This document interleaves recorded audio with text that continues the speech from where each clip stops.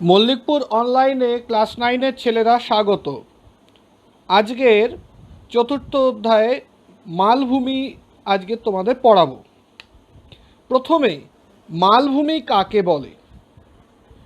সমুদ্রপৃষ্ঠ থেকে 300 মিটারের বেশি উঁচু, বহুদূর বিস্তৃত, সাধারণত খাড়া ঢাল সম্পন্ন ভূমিভাগ, যার উপরের পৃষ্ঠ সমতল বা মৃদু ঢেউ খেলানো, তাকেই মালভূমি বলা হয়।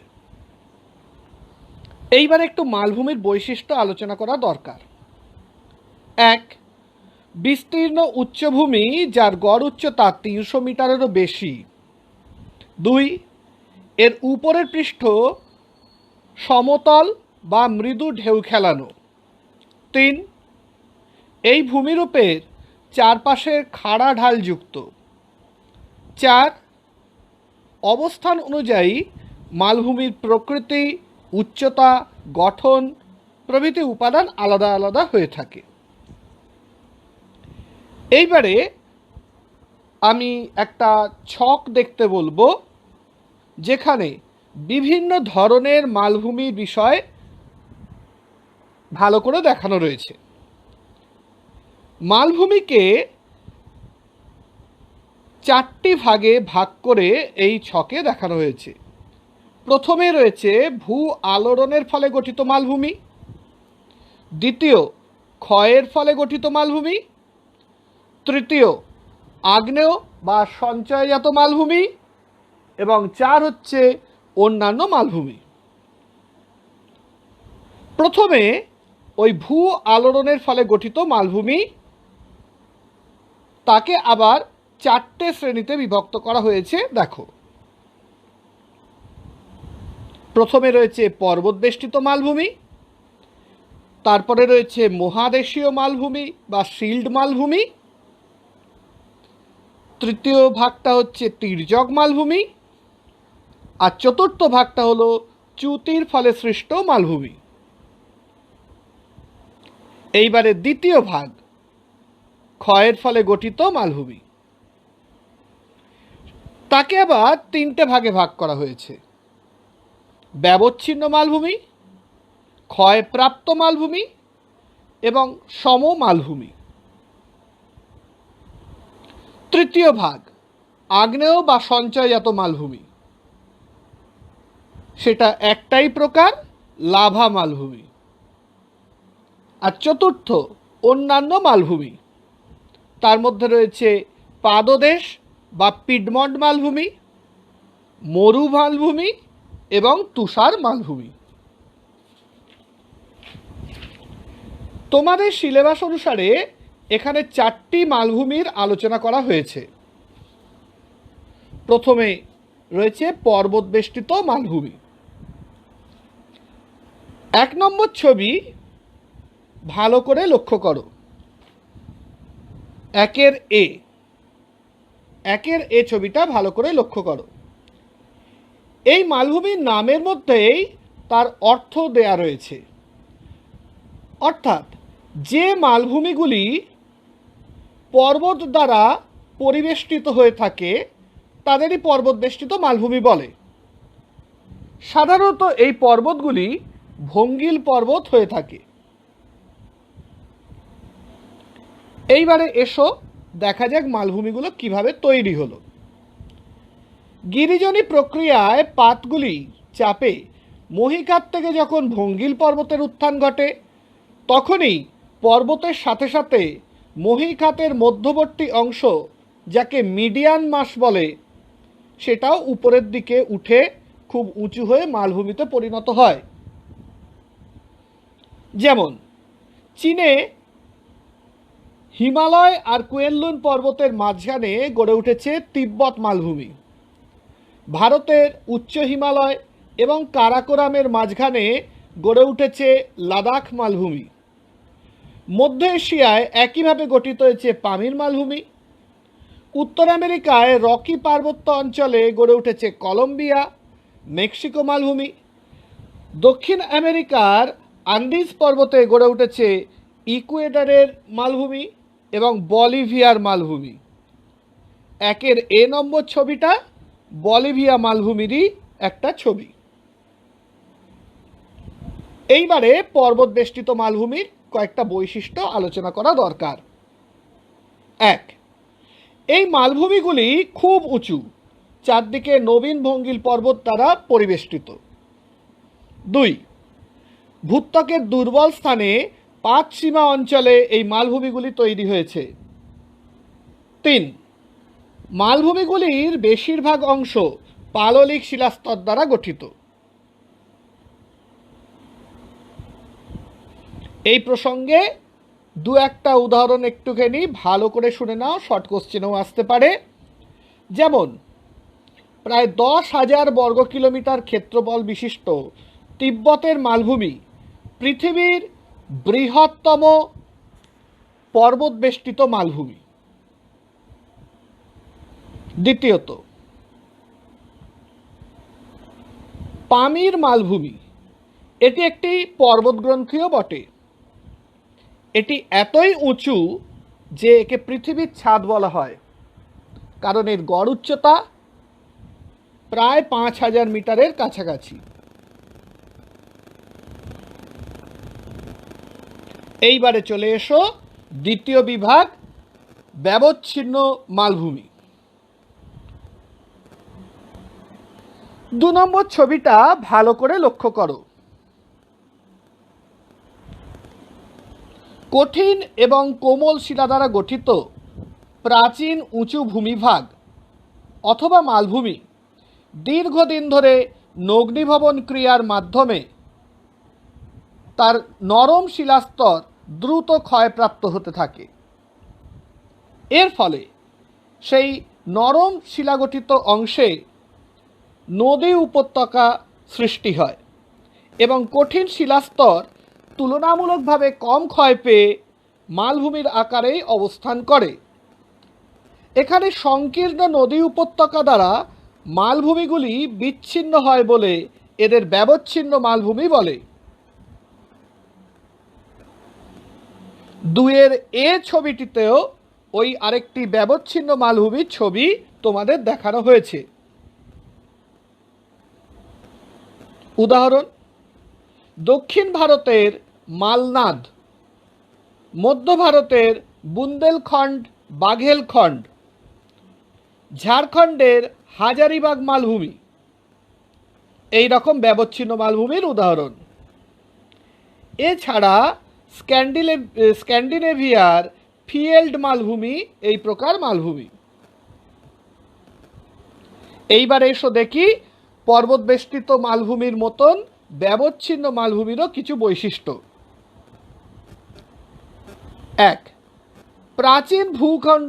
প্রাচীন ভূখণ্ড অঞ্চলে এই প্রকার মালভূমি দেখতে পাওয়া যায়। 2, কঠিন শিলাস্তর দ্বারা এই মালভূমি গঠিত। 3, মালভূমিগুলি প্রায় সমান উচ্চতা বিশিষ্ট। 4, নদী উপত্যকা দ্বারা এই মালভূমিগুলি পরস্পর থেকে বিচ্ছিন্ন হয়ে থাকে। এইবারে চলে এসো তৃতীয় আরেকটা মালভূমির আলোচনা করা যাক, লাভা মালভূমি। 3 নম্বর ছবিটা ভালো করে লক্ষ্য করো। বিদার অগ্নুদ্গমের মাধ্যমে ভূ আভ্যন্তরীণ ম্যাগমা যখন ভূপৃষ্ঠের বাইরে বেরিয়ে এসে বিশাল অঞ্চল জুড়ে ছড়িয়ে পড়ে এবং ক্রমশ ঠান্ডা ও কঠিন হয়ে জমাট বাঁধে। এইভাবে কয়েকবার লাভার উদগীরণ এবং জমাট বাঁধার কারণে সমগ্র অঞ্চলটি মালভূমিতে পরিণত হয়। এটাই হলো লাভা মালভূমি বা আগ্নেয় মালভূমি বা সঞ্চয়জাত মালভূমি। উদাহরণ: ভারতের ডেকান ট্র্যাপ, আফ্রিকার ইথিওপিয়া উচ্চভূমি, উত্তর আমেরিকার স্নেক ও কলম্বিয়া মালভূমি, অস্ট্রেলিয়ার কিম্বারলে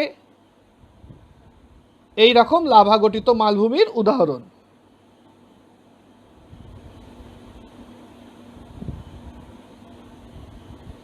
তোমরা 3-এর এ ছবিটিতেও আরেকটি লাভা গঠিত মালভূমির সুন্দর চিত্র দেখতে পাচ্ছ। লাভা গঠিত মালভূমির বৈশিষ্ট্য কি? 1, এই মালভূমি বিস্তৃত এবং আকৃতিতে চ্যাপ্টা মাথা যুক্ত।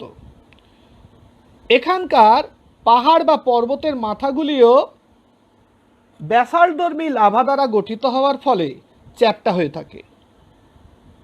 2, অসম ক্ষয়কার্যের ফলে অনেক সময় সিঁড়ি বা ধাপের সৃষ্টি হয়। 3, প্রধানত ব্যাসল্ট ও অ্যাম্ফিবোলাইট শিলা দ্বারা এই মালভূমি গঠিত হয়। 4, মহাদেশের অভ্যন্তরভাগে এই মালভূমি গড়ে ওঠে।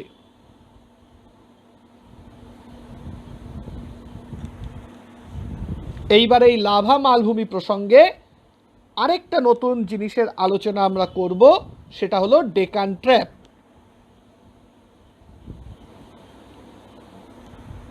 3 নম্বর ছবিটা ভালো করে লক্ষ্য করো, এইটি আসলে ডেকান ট্র্যাপেরই একটি ছবি। প্রায় 7 থেকে 13 কোটি বছর আগে ক্রেটাসিয়াস থেকে ইওসিন উপযুগে দক্ষিণ ভারতের পশ্চিম অঞ্চলের বিশাল একটা অংশ জুড়ে বিদার অগ্নুদ্গমের মাধ্যমে চাদরের মতো লাভা বেরিয়ে এসে চারিদিক ঢেকে যায়। এখানে লাভার উদ্গীরণ বেশ কয়েকবার ঘটে থাকে। প্রায় 5 লক্ষ বর্গ কিলোমিটার ক্ষেত্রফল বিশিষ্ট ব্যাসল্ট শিলাগঠিত এই অঞ্চলটি ডেকান ট্র্যাপ নামে পরিচিত।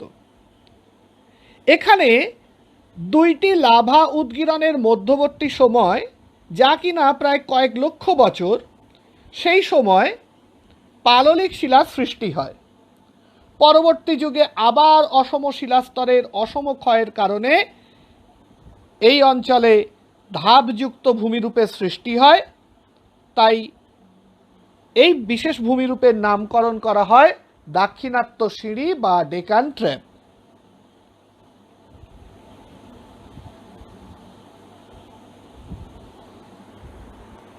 এইবারে আমরা 4 নম্বর মালভূমির আলোচনায় চলে আসি, মহাদেশীয় মালভূমি। মহাদেশগুলির ভিতরে এমন কতকগুলি অঞ্চল আছে যেগুলি গঠিত হয়েছে অতি প্রাচীনকালে। এই ভূখণ্ডগুলি সুদৃঢ়, অনমনীয়, ফলে দীর্ঘকাল ধরে এই অঞ্চলে ভূমি ক্ষয় পেলেও অল্প বিস্তর মোচড় খাওয়া ছাড়া ভূ আন্দোলনের প্রভাব এই অংশে বেশি পড়েনি। তবে কয়েকটি স্থানে ভূ আন্দোলনের প্রভাবে হয় উঠে এসেছে বা বসে গিয়েছে। মহাদেশের ভিতরে এই ধরনের ভূমি মহাদেশীয় মালভূমি নামে পরিচিত। এই ভূমিগুলিকেই সিল্ট অঞ্চল বা সিল্ট মালভূমি বলা হয়।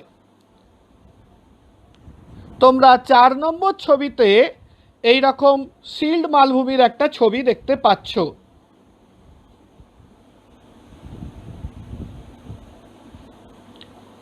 সকল সিল্ট অঞ্চল যেহেতু মালভূমির আকারে রয়েছে, তাই এদের বলা হয় সকল সিল্ট অঞ্চল হলো মালভূমি, কিন্তু সকল মালভূমি সিল্ট অঞ্চল নয়।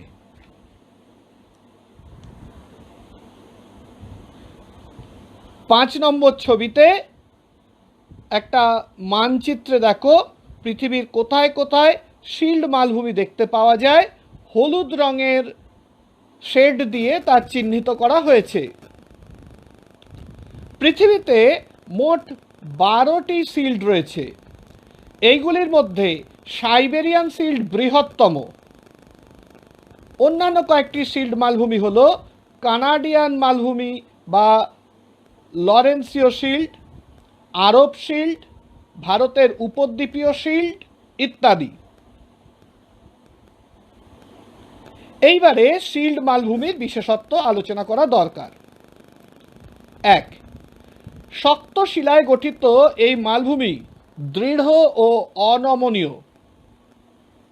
2, ভূ আন্দোলনের ধাক্কা এই মালভূমিগুলিতে বিশেষ কোনো ক্ষয় ঘটাতে পারে না। 3. দীর্ঘকাল ধরে অগ্নিভবনের কাজের কারণে এই মালভূমিগুলি নিচু মালভূমি বা সমপ্রায় ভূমিতেও পরিণত হয়। 4. মালভূমিগুলির বিস্তার খুব বেশি হয়ে থাকে। এই হলো মোটামুটি তোমাদের মালভূমি সম্বন্ধে আলোচনা। এইবার মালভূমির গুরুত্ব নিয়ে একটু আলোচনা করা দরকার। মালভূমি নিম্নলিখিত কারণে খুবই গুরুত্বপূর্ণ। 1. খনিজ সম্পদে সমৃদ্ধ। পর্বতবেষ্টিত মালভূমি ছাড়া প্রায় সকল ধরনের মালভূমি বিভিন্ন ধরনের খনিজ সম্পদে সমৃদ্ধ। একমাত্র খনিজ তেল ছাড়া প্রায় সমস্ত ধরনের খনিজ দ্রব্যই মালভূমি থেকে উত্তোলন করা যায়। ভারতের ছোটনাগপুর মালভূমি এই উদাহরণ, একে ভারতের খনিজ ভাণ্ডারও বলা হয়। 2. খনিজ ভিত্তিক শিল্প। স্থানীয় খনিজ দ্রব্যের উপর ভিত্তি করে মালভূমি অঞ্চলে নানান ধরনের শিল্প গড়ে ওঠে, যেমন ধাতু নিষ্কাশন শিল্প, ইঞ্জিনিয়ারিং শিল্প, রাসায়নিক শিল্প প্রভৃতি। মালভূমির অধিকাংশ শহর গড়ে ওঠে খনিজ দ্রব্য উত্তোলনের উপর ভিত্তি করে, যেমন আমাদের দেশেই গড়ে উঠেছে ঝরিয়া, ধানবাদ, ঘাটশিলা, আবার জামশেদপুর, ভিলাই, বোকারো ইত্যাদি। 3. জলবিদ্যুৎ উৎপাদন। মালভূমির প্রান্তভাগগুলো ভীষণ খাড়াই ঢাল সম্পন্ন হওয়ায় সেখানে অনেক ক্ষেত্রেই জলপ্রপাত গঠিত হয়। এই সমস্ত অংশে জলাধার নির্মাণ করে জলবিদ্যুৎ উৎপাদন করা সম্ভব। 4. কৃষি ও পশুপালন। বন্ধুর ভূমি, অনুর্বর মৃত্তিকা প্রভৃতি কারণের জন্য মালভূমি অঞ্চলগুলো সাধারণত কৃষিকার্যের পক্ষে উপযোগী হয় না, তবে এখানে পশুপালন করা হয়ে থাকে। বনজ সম্পদ। মালভূমিগুলি বনজ সম্পদেও বেশ সমৃদ্ধ। এখানকার বনভূমিতে নানান মূল্যবান কাঠ সংগ্রহ করা হয়। বিভিন্ন বনজ সম্পদ সংগ্রহ করে জীবিকা নির্বাহ করাও এখানকার মানুষের প্রধান পেশা। মালভূমির কাঠ এবং ঘাসের উপর ভিত্তি করে কাগজ শিল্পর বিকাশ ঘটে। এরপরে চলে এসো 6 নম্বর, পর্যটন শিল্প। মালভূমির কয়েকটি অংশ ভূপ্রাকৃতিক সৌন্দর্যের জন্য পর্যটন কেন্দ্র হিসাবে গড়ে উঠেছে, যেমন আরাকু, উটি ইত্যাদি।